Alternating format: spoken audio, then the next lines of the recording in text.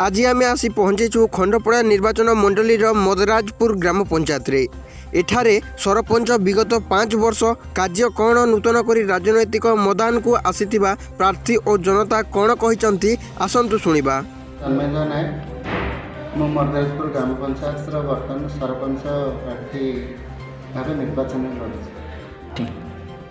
मो निर्वाचन लड़ार मुख्य लक्ष्य है मदराजपुर ग्राम पंचायत को स्वच्छ और निर्मल शासन देवा सहित गोटे आदर्श और विकास ग्राम पंचायत परिणत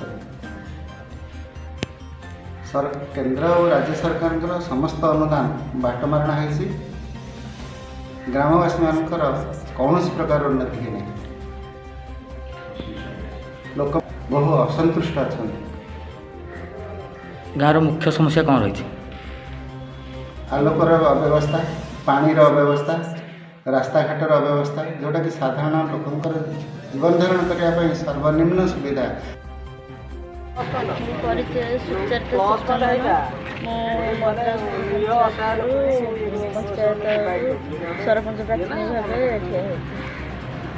आप जो राजनीति कर कौन लक्ष्य रखिंट जीतन सरपंच प्रार्थी भाव आप ग्रामवासी जीतन कौन विकास कर सब लोक पाखे मौलिक अधिकार लोकंर इंदिरा आवास, राशन कार्ड, लोकंर भत्ता सबुरे लोक साहय कर रास्ताघाट, पानीय जल व्यवस्था सबुरे लोक मान साहय कर। आप जो कैंपेनिंग में बर्तमान जाऊँच प्रति भोटर मान पाखे भेटुंट नवेदन कर विजय करने कौन प्रतिक्रिया पाँच लोक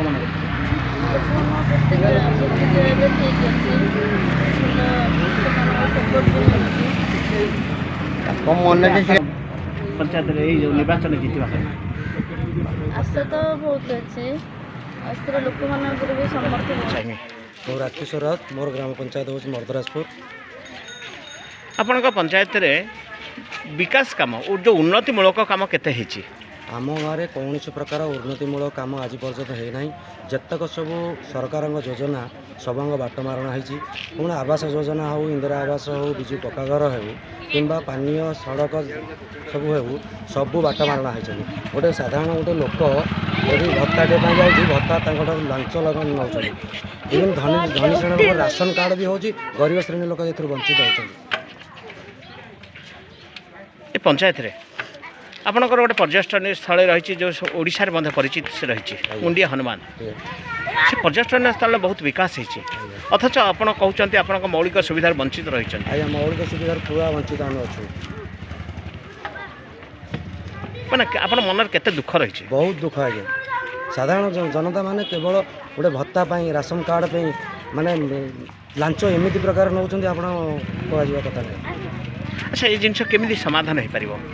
एकमात्र व्यक्ति आम चाहूँ ये सरकार आगामी भविष्य में जी आमको आम पाखे ठिया पार आमको सुविधा सुजोग दे पार तेणु से भाया गोटे आम प्राध्यापक को सिलेक्शन करूँ से मैंने ही आमको यही असुविधा आम दूर कर। अच्छा विगत दिन जो प्रार्थी मैंने आपंकर ये पदवी पाई से पुणी बर्तमान राजनीति ओल्लैंट बर्तमान राजनीति समय आसी भोट भिक्षा ग्रहण आपण मान पुणी पहुँचे भोट नवेदन करेंगे आपको भोट देवाई कौन प्रतिक्रिया देवे कौन जवाब मांगे? आज्ञा से टाउटर दलाल दलाल शासन से चले।